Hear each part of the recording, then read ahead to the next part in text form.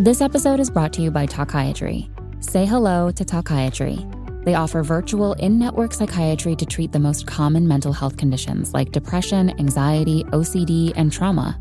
Within a week, Talkiatry will match you with a doctor who fits your needs and takes your insurance.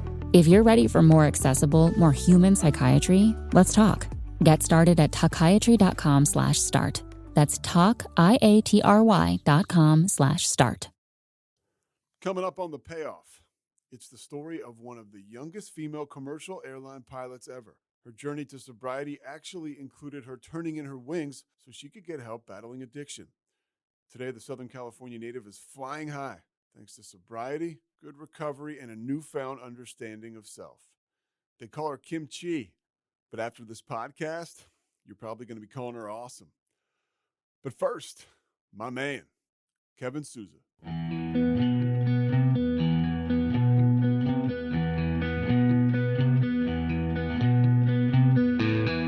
Stand by the ocean floor. It's Kimchi. Now, should I call you Kimchi or should I call you, is there a government name I should call you by? How do we do this? My friends call me Kimchi and I'm an alcoholic. It's a nickname that came from treatment and kind of stuck. All right, so we'll call you At Kimchi. first, yeah. It was a very affectionate nickname from treatment. And then also people would ask where the name came from because I do not look Korean. And that would be a good starter for a girl that likes to hide out and, not get in the mix. So before we get to your first meeting, I want to kind of get to your upbringing, your childhood. You grew up in Southern California, right? I did. I was born to a huge mess of very thirsty native Southern Californians. And I used to be really bitter and say the wolves that raised me and things like that. But especially as I continue to raise my own kids, I just realized everyone was doing the best that they could. But yes, I grew up in Southern California. Did you grow up in like an alcoholic family? Yes, alcoholism very in your family? much so. Okay. Yes. It comes. I have double, triple loaded genes from both sides. Even my grandmothers, maybe it wasn't alcohol, but they each, my dad's mom and my mom's mom each had quiet little 1940s breakdowns where they passed the kids off to aunts and uncles and did what they had to do. Where would they go back then? The hospital? I don't know if anybody was ever hospitalized, but my dad grew up in Texas City, Texas, and he was kind of shipped off back to Connecticut to be with his auntie and uncle. And my mom's mom, I know she was never hospitalized, but abandonment was central to both of my parents at very young ages. But don't get me wrong, my grandmothers were lovely people. It was tough in the 40s to have feelings and raise children and try to just do that 1940s, 1950s thing like everything is okay. Yeah. Yeah, everything is okay, right? And that's like a microcosm of the alcoholic family, at least the family I grew up in. And it's in a sense where it's like, hey, we're not going to discuss the big issues, the elephant in the room. We're just going to go about our business. And if you can maintain a job and show up for stuff, well, we're going to guess you're okay. Exactly. That's what it was. My mom was PTA president and my dad was an airline pilot. And I ended up doing those same things. Like I could hold a job and I could chair functions at the PTA and make everything look good on the outside when it was crumbling on the inside. So I definitely grew up in the family where we don't talk, we don't tell, everything's good because can't you see there's lots of tacos? You don't see me crying when I'm eating a taco. It's not been until the last, I would say, 4 or 5 years for me that I've even been willing to feel the feelings of a really confusing childhood. Take me back to your first drink. I don't remember the exact first. It's shocking to me that it wasn't younger, because there's alcohol always in our house, always at family events. But sometime in high school, I just had a beer with my girlfriends. And maybe my very first, as best I could remember, I was on our annual family camping trip, and my favorite cousin and her boyfriend went down. Some call it skinny dipping, some call it just the evening bath. But Wait, what was the bath? What was the bath? The evening bath. Just, Okay. there were no showers at the lake.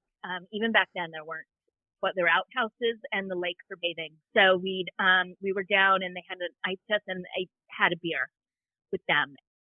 I'm not sure I was that off to the races drinker. I eased into it through my high school years, and it all seemed really normal because that's what everybody was doing on the weekends. But I had a standing babysitting gig every single Saturday night. So I'd go to parties with my friends in high school on Friday nights and always babysat on Saturday nights. But I also, I graduated from a high school that had a big deal drug bust at the Riviera Country Club at the prom. So drugs and alcohol were everywhere all the time. What kind of drugs? In my family, cocaine. Okay. And I'm sure pot too. I know my girlfriends would smoke pot with my little brother at parties. We had a lot of parties at my mom's house. She's very permissive about the whole thing. But I always knew I wanted to fly airplanes. So it was real clear to me that drugs could not be a part of my story. Thank goodness, because I'd be dead now if that could have been an option. So you have cocaine and alcohol around you as you're growing up. Now, you grew up in Manhattan Beach, I'm guessing, like in the 80s and the 90s? Yes, 80s. What was that like? I mean, to me, that's like the most romantic thing in the world, or the sexiest thing in the world. What was that like? It was definitely cool compared to the beach cities now, but it was way back when, pilots and flight attendants and policemen, they could afford to live in Manhattan Beach, and the school teachers lived there, and my principal lived a few blocks away, and certainly not like that now. But and we could walk barefoot to the beach. We were about 3/4 of a mile from the beach, right by Rosecrans, and could walk barefoot all on our own to the beach when we were, 12, 13. Yeah, it's not like that anymore, right? No, it was a sleepy little beach town. But then by the time I got to high school, I graduated in 85, but by the time I got to high school, my parents were divorced. We were still lucky enough to stay in Manhattan Beach, but we didn't have all the things that all the other kids had. So I definitely felt less than. Not everybody was divorced in Manhattan Beach like now. It wasn't such a normal thing.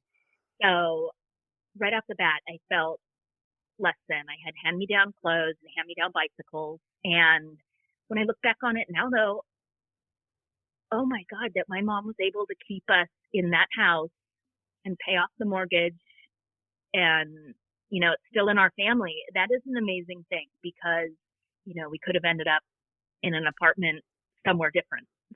I didn't realize how lucky I was. I just always thought I was less than.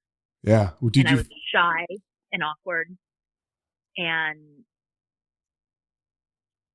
it just, I never felt anywhere near the cool kids, but that's okay. I guess it's okay now. For me, that's like the perfect remedy to all that stuff is alcohol. And so was there a point in your formative years where you started to lean on that, or did you kind of know you wanted to be an airline pilot? You knew what you wanted to do, so you just kind of just flew straight in high school? I was straight-ish, but we had the parties at my house. My mom would now and then just prefer that we were drinking there, so she'd call Sam's Liquor and order a keg. My besties could drive and I could not. So my mom would let my girlfriend drive her car to go get the beer. If it was a keg of beer, if it was going to be at our house and nobody could drive home afterwards. Those were the rules. So yeah, those were the rules. And it's kind of funny because I was in a meeting, I don't mean to jump forward, but I was in a meeting with the Manhattan Beach police officer who remembers the mom who would be passed out at parties. And that was my mom. We'd have to wake my mom up to go talk to the police officers to shut down the party. And that all just seemed kind of okay and normal. And everything was more permissive back then. But now I realize that pervading sense of this is normal because the prom got busted for drugs, and this is normal because my girlfriends are doing it, and this is normal. And it wasn't. But my drinking stayed very on par with a more mellow crowd through high school and college. I didn't have alcohol related consequences for decades later. Where'd you go to college? I went to Southern Illinois University because I did want to learn this a lot. Yeah. Okay. Impressive that you know that. Is that like a place where pilots go? Back in the later 80s, they did have a airport and a flight program that was part of the university. So that back then there were a good handful across the nation of schools that had degrees in aviation, but that was one of the front running schools. And at the time, my dad was a TWA pilot, so that was very convenient because my airline passes got me to St. Louis, and then the school was just 70 miles south and east from there. So your dad is a pilot at TWA. He is an alcoholic, and are we calling him functional? Totally. Yes. Now I heard a guy recently say, and he was a sober guy, an alcoholic. This guy's actually a drug and alcohol counselor. He says, people would say that I was a functional alcoholic, but in the reality, there's really nothing functional about being an alcoholic, right? Because at some point, like your relationships, like that, those are the kind of things that are supposed to be the most important things in our lives, right? Like relationships with people. Did your father lack in those areas that you noticed back then? I would have to say yes, but I didn't know what I was missing because he was there and he was around. And also, TWA was at that time in and out of financial distress.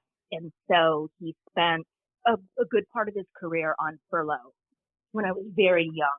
He went to training when I was 3, and then over the next 18 years had 2 furloughs that totaled like 7 years. Oh, wow. So he would sometimes run his own construction company and sometimes fly airplanes. I remember when I was young, he would come home in his uniform with his flight bag and whistle when he got in the door, and he was so happy.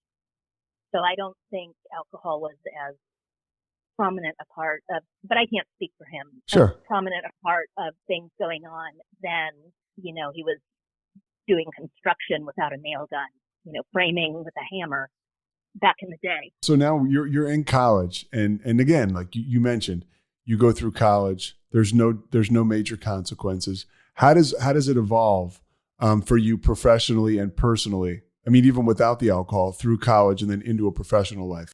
Again, I never quite felt worthy or up to or good enough to be doing what I was doing. Somehow I've had this pervasive my entire life, like, I don't deserve this. I got hired very young out of an internship program. I was 21 years old when I was hired and turned 22 in new hire school and was just kind of hanging on and having fun. And I was not, drinking was what we did. It was not an each and every day event, but I do recall times in college, where, we got in trouble. I was on the flying team and we got in trouble for having beer in our rooms at national championships. And the coaches took it kind of lightly when we horsed around. Yeah, I mean, even in my experience, like that's not a huge deal. It's like athletes get caught on a Saturday night getting drunk after a game. It's like, okay, you slap them on the wrist and let's everybody get back to work. Exactly. And we finished up our competition, and, the coach thought it was hilarious, and he picked the four of us that were the least hungover to fly the school's airplanes back up to Carbondale. It was all at an acceptable level, even through my first dozen years at work.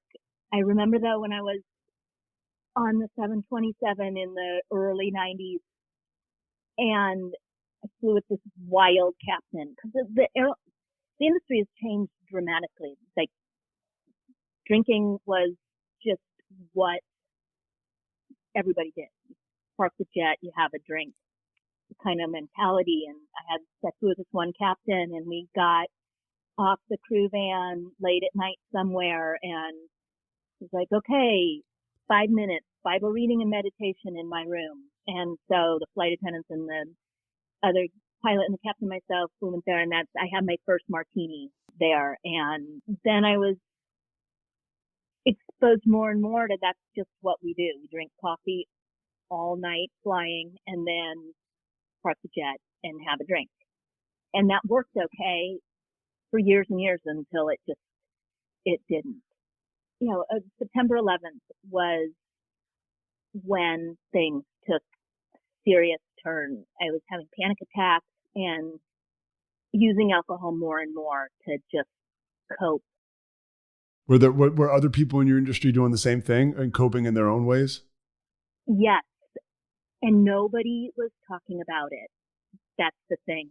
Nobody was talking about their stress out loud. I had one captain I flew with who, year after September 11th, where we could actually say what we were truly feeling about what had happened and how none of us felt safe anymore. And I would have to study for many, many more years to figure out what that trauma brought me back to in all of my young life, because all of a sudden, every bit of security that I found in the world was shattered. I was a homeowner. I didn't have kids yet. I was once divorced already, but I owned a home, managed my own life. Everything was rocking, and the rug was so pulled out from under me, out from under all of us. The company wasn't talking about how stressful it was. The pilots weren't talking to each other about how stressful And we'll just say you were a pilot for a major airline while this was happening. Yes. Okay. Yes. It took a long time. It took a long time to sort out those feelings. The first thing I did to get back slightly on track was bought Dodger season tickets for the remainder of this season and just did baseball. And since then, I've done some union work to lobby with one of the 9/11 widows for safer cockpit access.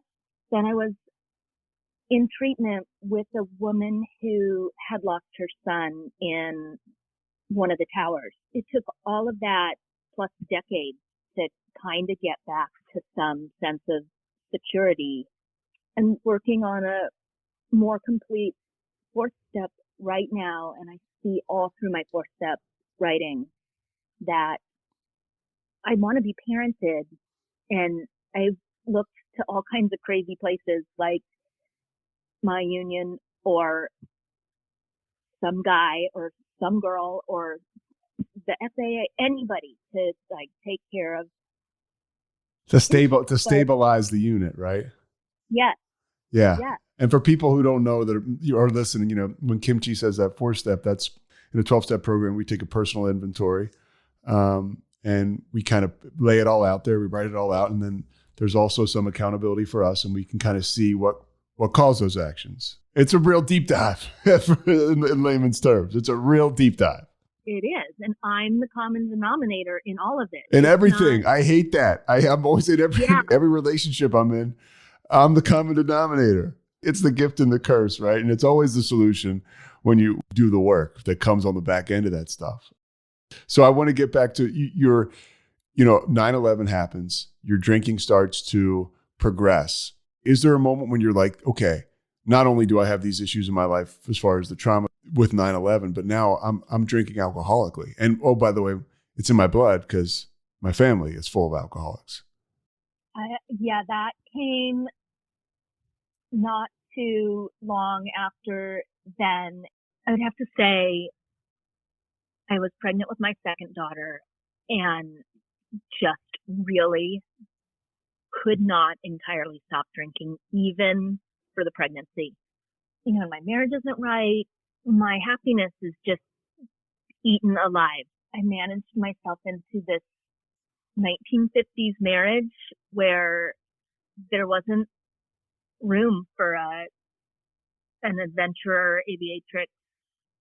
In my whole life started to look like not just a cautionary tale, but like a sentence. When I'm holding this newborn, like, well, these kids will go to college someday and I'll be able to be me. Well, that's a long time from birth to college.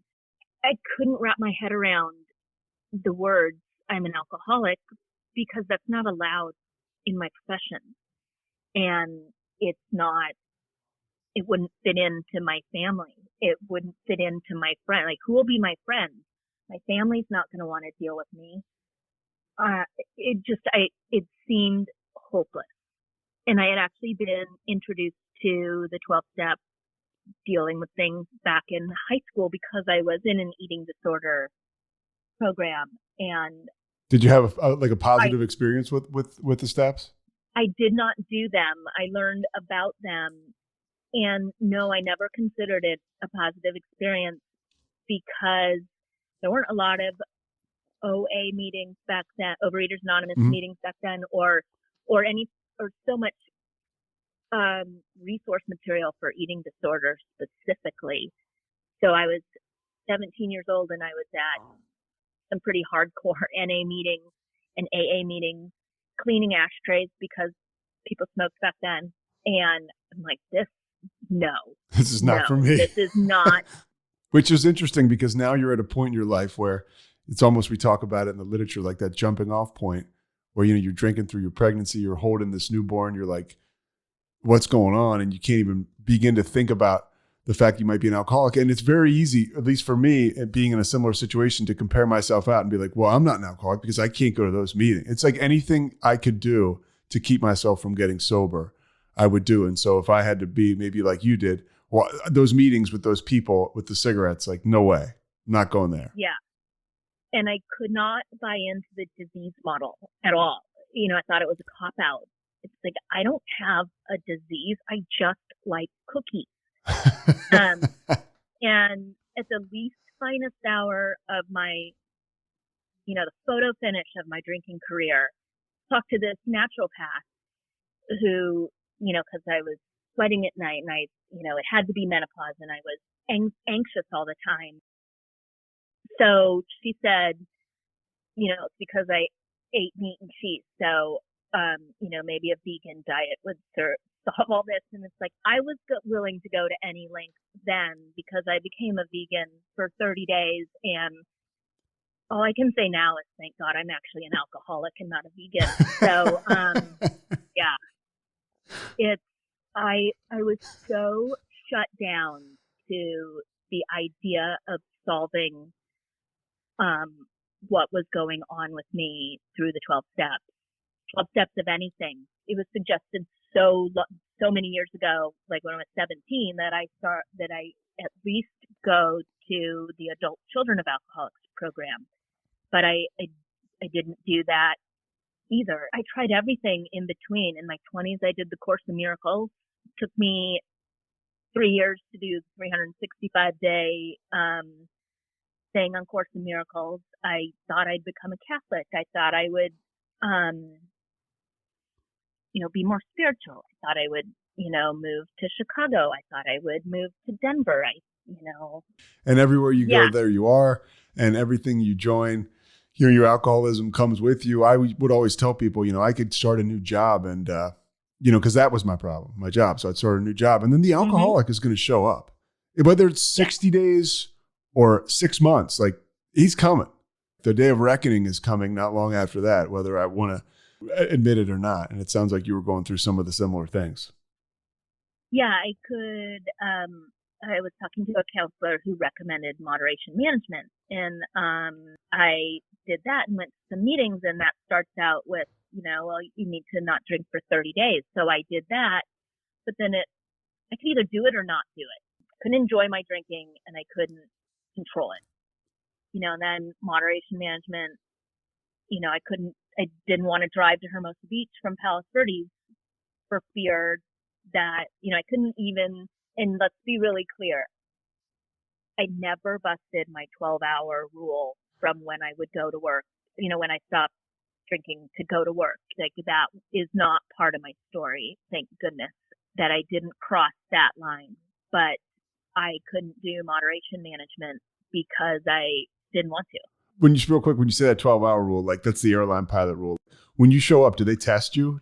How does that work? Like, are you just on your honor? We're on our honor. There is random alcohol and drug testing. So it could happen. It does happen.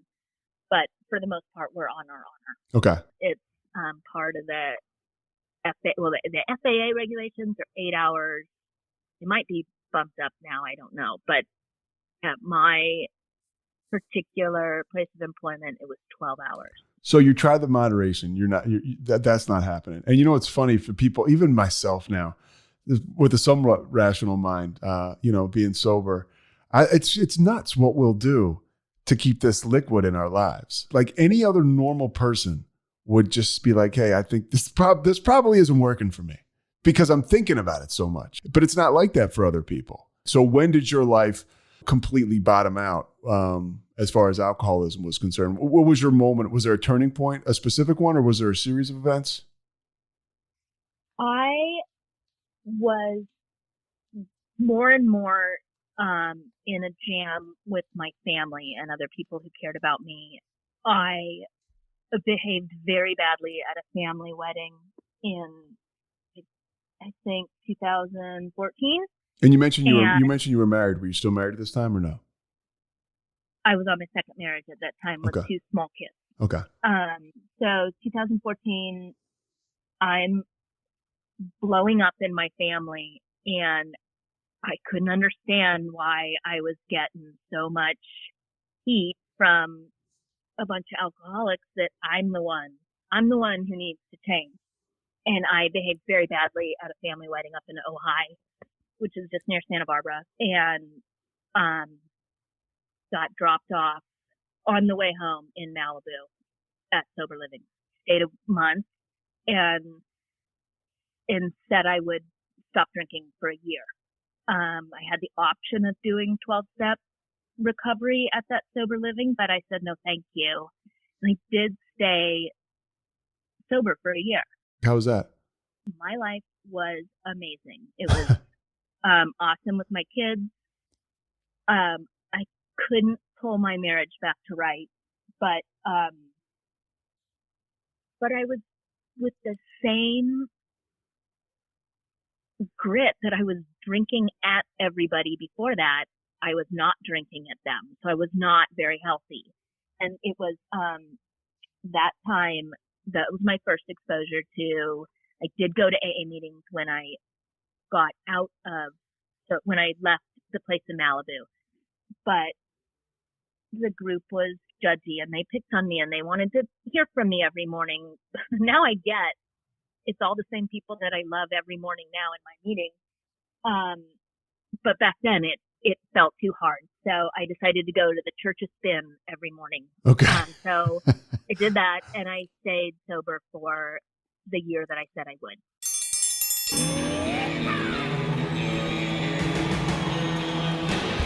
Hi, I'm Hank. You might remember me from a show called King of the Hill. check out a King of the Hill rewatch podcast. These boys ain't right, but they are funny. Find the podcast anywhere you get your podcasts or at roguemedianetwork.com. I tell you what.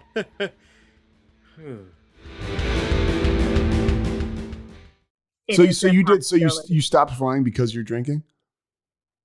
I did. Let's see, 2.5 years ago, I surrendered into I like to call it the Naughty Pilots Club. Okay. It's the FAA plus my union plus the company that I work for. They work in a monitoring partnership where I agreed to go to treatment, and when the timing's right, I may be lucky enough to fly airplanes again. I'm not there yet. And I thought I surrendered into that program. I knew something was, so backtrack, I did that year sober. Okay. But then at the end of that, and through that, I was flying. Okay. And not working a program. And I still would not admit, in my mind, I was not alcoholic. Like, that's not it. Did that year dry kind of answer like any doubts you might have had? Like, you see, I'm not an alcoholic. I went a year without drinking. Yeah, exactly. Sure. Mm-hmm. I said I would do it, and I did it. And at the end of that year, I went with a friend, and we climbed Mount Fuji. And as the thing was on the last noodle shop on the way down the mountain before taking the bus back to Tokyo. We had a big Asahi with our noodles. And was that your first drink after a year? Yeah. Oh, wow. And it wasn't that drink, and it wasn't maybe the next one at dinner, but not before too long. I was sneaking so that my friend didn't see.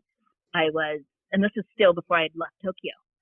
It came on pretty fast, but there was that voice deep down, like, here we go. So like negative or positive? Negative. And it was, months and months before it felt like I was no longer in control. So that's roughly 2000, late 2015, early of 2016. And then by 2018, I called the representative at my union and said, I can't stop. So you basically almost like turned yourself in and said, look, I can't in good faith continue to do this job without getting help. Yeah, because I knew I could not. I knew something was going to happen. I had fallen on my head. I had a cute little ambulance ride. I was starting to disappoint my children. I had chosen to move out of our family home because they just didn't understand. And I looked at this glass of wine at this beach house I was renting, and I just realized, like, this is the only relationship I want to have. Is this glass of wine right now. Yeah. My kids were up the hill in Palos Verdes. Their dad is an amazing man who fully stepped up, and, they were safe, but they were not with me, and I was okay with that. And I just knew something was going to happen. I deserved DUIs. I had not gotten in trouble at work at all. But something could happen. Like, I knew it was over because I could not control my drinking and enjoy it, and I could not enjoy it and control it. I just, I wanted to be alone. My friends were, I didn't socialize anymore. I wasn't being me. That's where it takes you. That's where it took me. I mean, literally, Your phone stops ringing, your life becomes as big as a thimble, and you're fine with that, which is the weirdest part or the scariest part. Like the alcoholic at the end of his rope, there's a million people trying to be like, come on, like, don't you see what your life has become? And don't you want help? And look at this way. It's so much better and healthier. And, You know, it's like bright like the sun, but you just, you know, for me, I just wanted to stay in the darkness by myself, and it made perfect sense. And that's the scariest part. And that's why I have such gratitude for being sober and having the exact flip perspective, because I can look back. I'm talking to you. That's why I love doing this, because it takes me back. I'm like, man, the insanity. Yeah. I had 3 girlfriends who are also lady pilots who just sat me down. They just said, don't make us call the chief pilot. Like, you need to call. There's help. There's resources. Nobody loses their job. And it's been amazing. The journey has been so amazing. And it seriously took me all those years of little tiny incidents to get to where it's all one big thing. It's like it was all there. I just didn't see that it was the alcohol. It was him. It was her. It was the toddler. It was the sassy teenager. It was my cousins writing, nasty. It was everything but me. And it wasn't alcoholism until it was. And I was totally functional until I wasn't. And it took me I made the call to my union. And what day is this? Is this like your sobriety date? Is this a particular date where you stopped drinking? No, this is end of April 2018. I made the call into the program. And oh my gosh, finally some relief, because the woman I talked to, the chairman of our, the program at my union, she told me her story, which was similar. And I went into treatment, and I didn't even get it then. I show up at treatment and I'm like, how hard can this be? I fly jet. You know, it's really extra hard when you think you know everything. So I was in treatment and then sober living at the treatment place, and relapsed, got discharged for some silly reason on September 11th of 2018. So you relapsed when you were in treatment? I did. And then I stayed, and that was like late August, was discharged from treatment a couple weeks later, and I couldn't stay sober. But I was afraid even to admit that I was relapsing. I had a sober link. That's the worst. I lived like that for a little while. You're lying. For me, I was going to meetings. I was lying about being sober.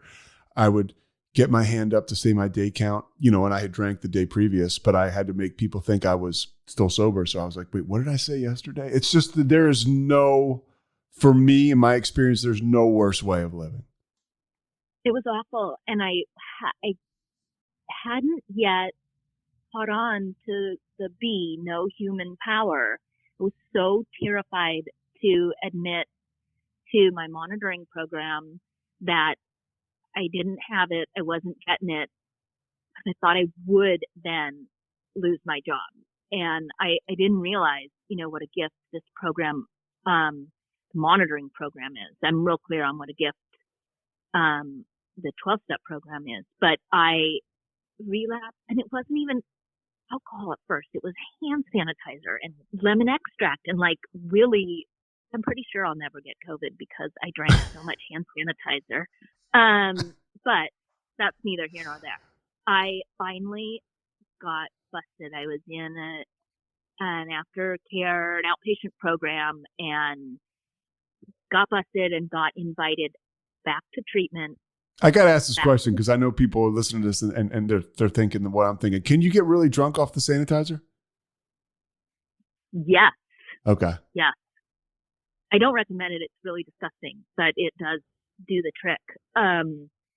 But for me, I could not admit how much anxiety I had because the FAA doesn't allow that either. So I went all through my first official inpatient treatment without saying, I'm so anxious. I think my head's going to explode. You just couldn't bear your soul. You felt like you're almost there keeping notes on. Yeah. Mm-hmm. It's gotten better now, but we weren't even allowed to be on antidepressants. Like I said, I went through my first round of inpatient treatment without even saying the word anxiety. So my relapsing, between my first round of treatment and my second was just a glass or just something until I'd really mess up. And then my last drink was March 22nd, 2019. And then I called up my monitoring program and I said, I need to go back to training. Back to treatment. And so I did. And that time I drove myself there. The counselor who I loved the first time around, she's like, can we start now? And I'm so very grateful. Those are the words. Can we start now? Like, let's go. Like, are you ready to get honest? Yeah. I wasn't there because my brother dropped me off after the family wedding. And I wasn't there because my girlfriends threatened my career. You know, the first go round at treatment, I was there because I couldn't do it anymore. And for people who don't know, go ahead. Sorry. My dog wouldn't even look at me. And sitting on the bluff in Lunada Bay, gorgeous sunset, drinking my last ever glass of red wine out of a Starbucks cup. And this woman came up from the bluff. It's a really steep trail. So she just appeared out of nowhere right in front of my face. This gorgeous alcoholic lesbian mermaid just walked up and I said, you know, she's like, how are you? You don't look so good. I'm like, it's over. And it turned out she was a grateful alcoholic.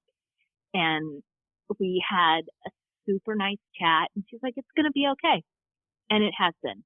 So wait a minute. This is your last drink that this person appears? Yes. And then you go to treatment willingly and it all starts. Yep. Like higher power to the most. I still text her every now and then.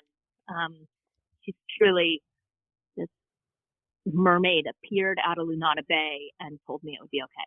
For people that don't know, what did it feel like finally to show up?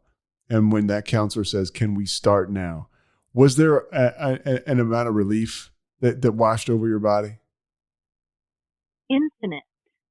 And I've never had a problem with the higher power or my idea of how the universe works, but I never could hand it over or trust so thoroughly that I could swan dive off that cliff and start now.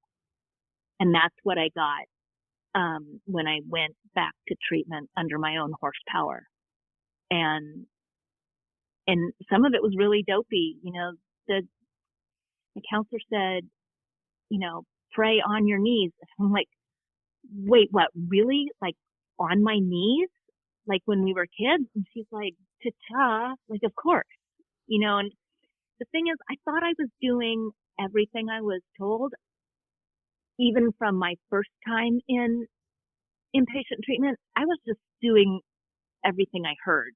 And the itty bitty shitty committee in my head is pretty tricky. So I had to dissolve those neural pathways and really dissect what I am being told from what I hear, and then really just blow it open and really trust something other, certainly than myself, but any human power. Was there a small series of victories that you can claim or you claim at the time? Because that's what happened for me. I started to have some esteemable things happen in my life. And all of a sudden you say, hey, this is working.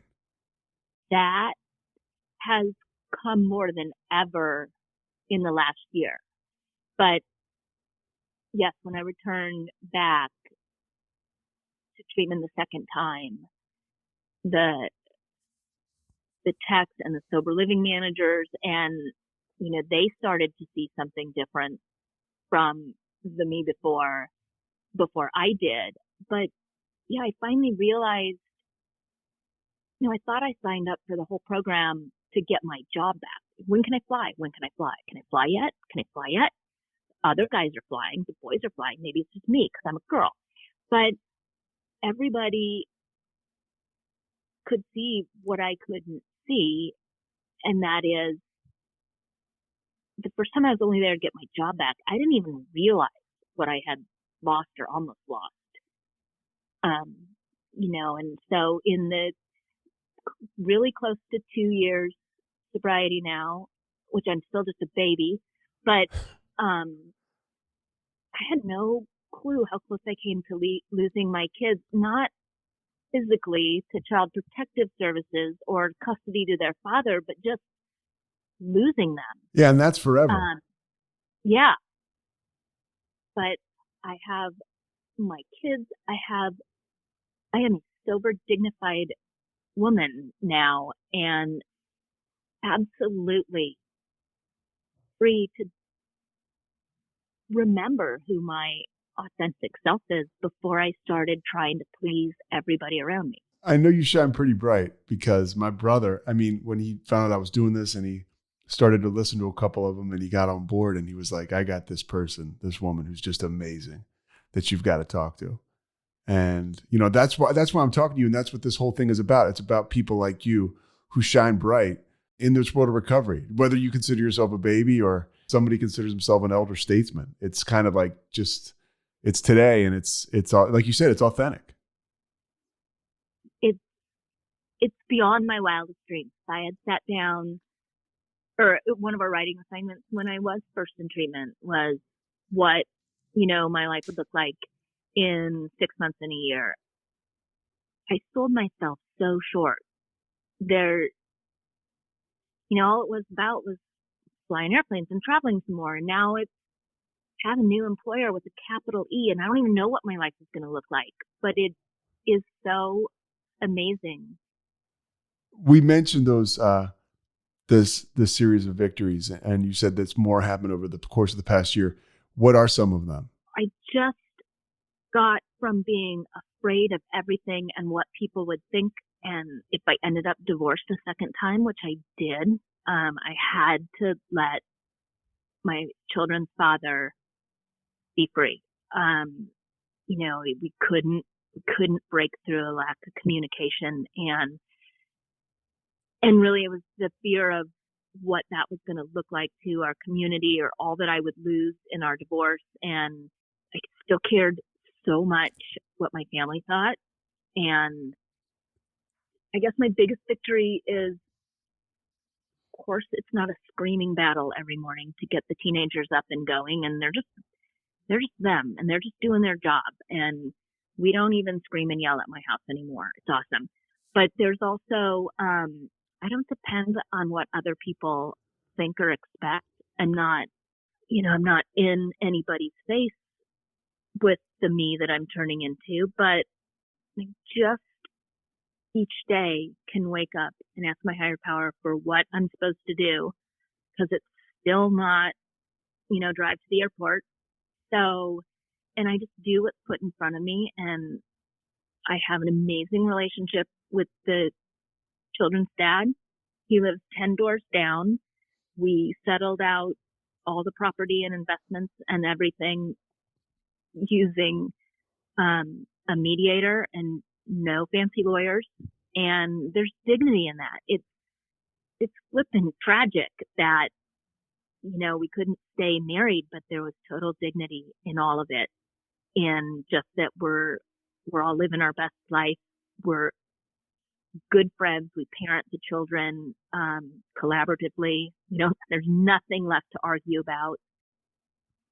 I don't know what my place is in the community. I kind of made a mess of everything, but that's okay, because the people who matter, and some of them and everybody knows I'm sober because because everybody knew I was.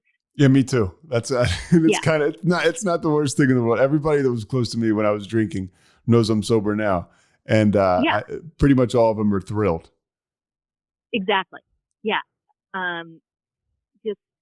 700 of them saw me wipe out on the dance floor at the Education Foundation Gala. So it's kind of cool that, 4 or 5 of them know that I'm really, really sober now. It's way better that way. One thing I want to go back to is you talked about your, getting divorced. And I think that's a really good example for people. Like, you could stay, this is, again, it's all about me. Like in situations like that where I have fear what other people are going to think of me, it's paralyzing to stay in those situations. But if you use sobriety and your higher power and this thing that we're gifted through getting sober in the 12 steps, and you can actually go through and walk through those hard emotions and make those impossible decisions to get divorced or do it in the manner you just explained, right? Like all of a sudden, like you feel so good about yourself that for me, I don't need to get drunk anymore to feel okay, because now I know that regular life, when done properly with the right kind of assistance, right? God and a program is awesome,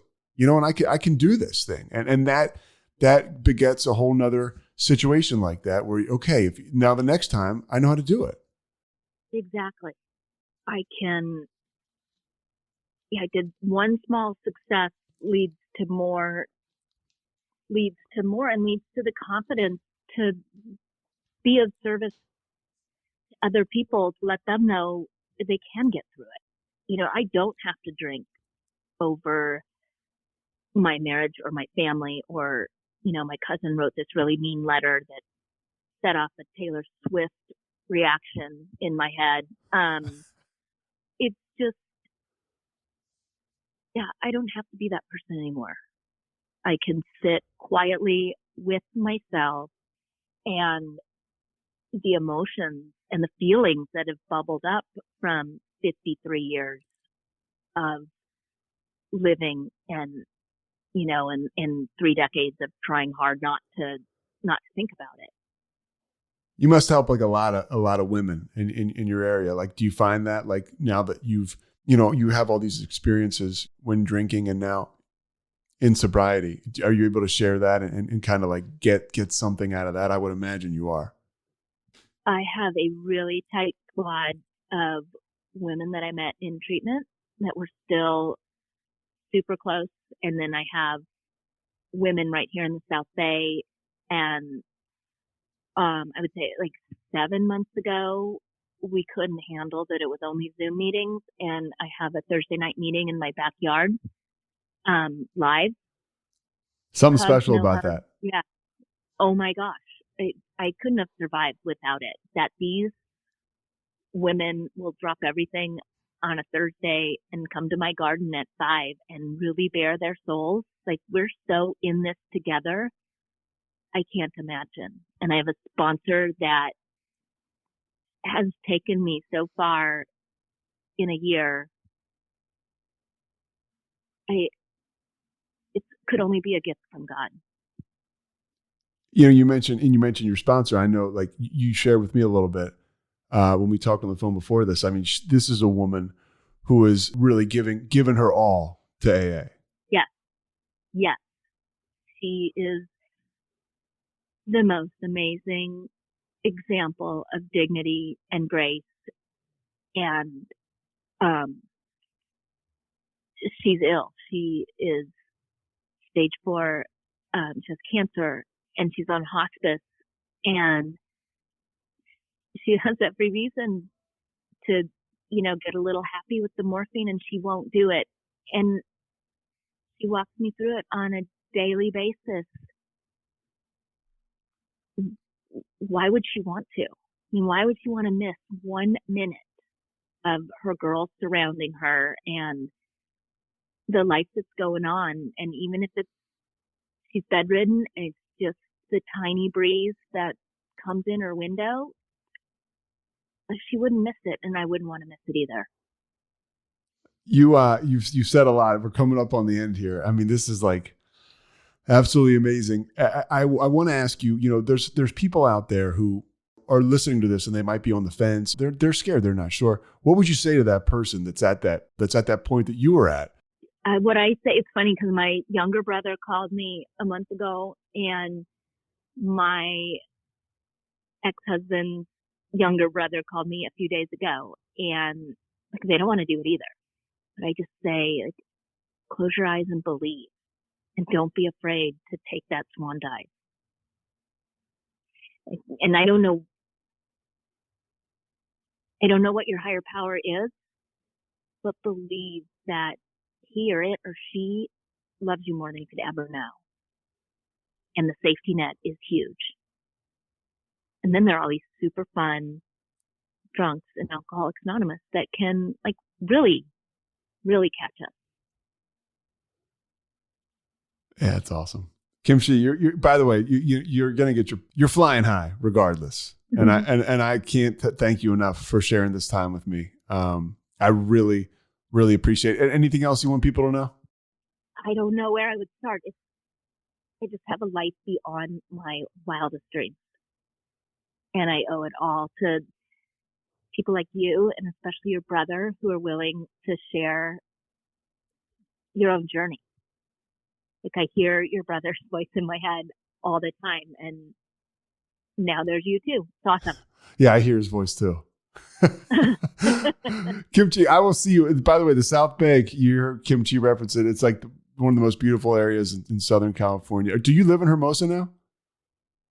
I live up on the Payoff Hill in a spot called Lunada Bay.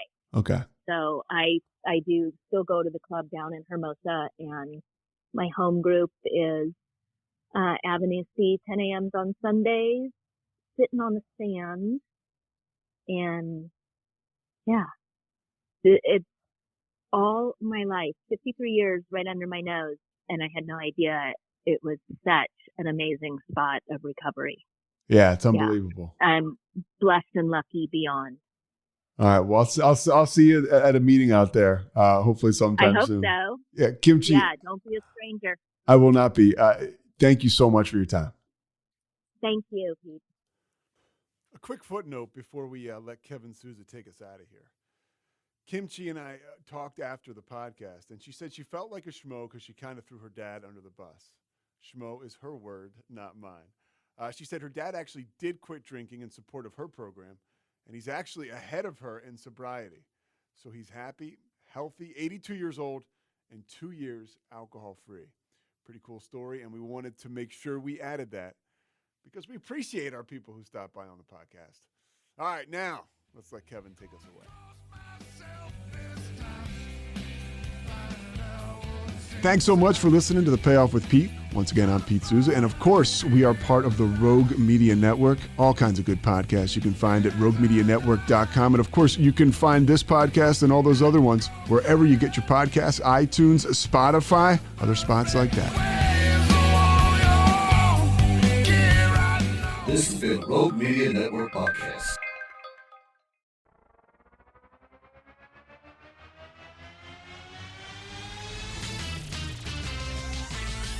Frozen heroes. Gonna tell you about frozen heroes. Gonna tell you about. Hey, I'm Zach. And I'm Mike. And we have a fantastic new podcast to tell you about. Bros, Foes, and Heroes. It's the two of us looking into the world of comics, breaking down some characters that you may have never heard of, and some that are just absolutely ridiculous. Yeah, so Zach comes up with a character each time, and I go into it just completely blind. I don't know who this person is or what their abilities are or anything, and basically I guess we kind of go over their origin story and just some of the ridiculous stuff that maybe, especially Golden Age stuff. Oh, Golden Age stuff is always the best, and we will make sure to highlight all of the shenanigans and just absolute weirdness of everything. Yeah, that's right. So subscribe today and follow us on Instagram at Bros, Foes, Heroes. And if you don't, I know where you live. Not really, but please subscribe. Frozen heroes. Gonna tell you about frozen heroes. Gonna tell you about.